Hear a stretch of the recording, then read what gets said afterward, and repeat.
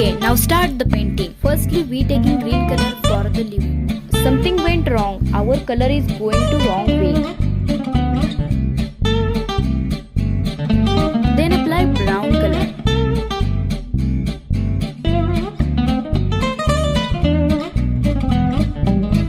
Then coloring the sky.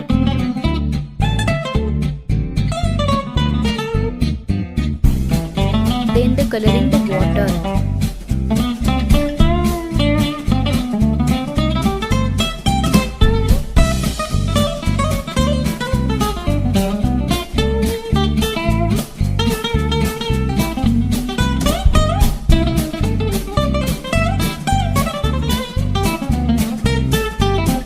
Now taking blue color for background.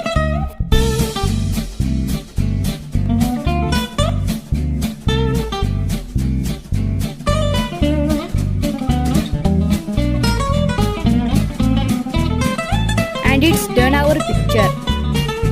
Okay, bye bye.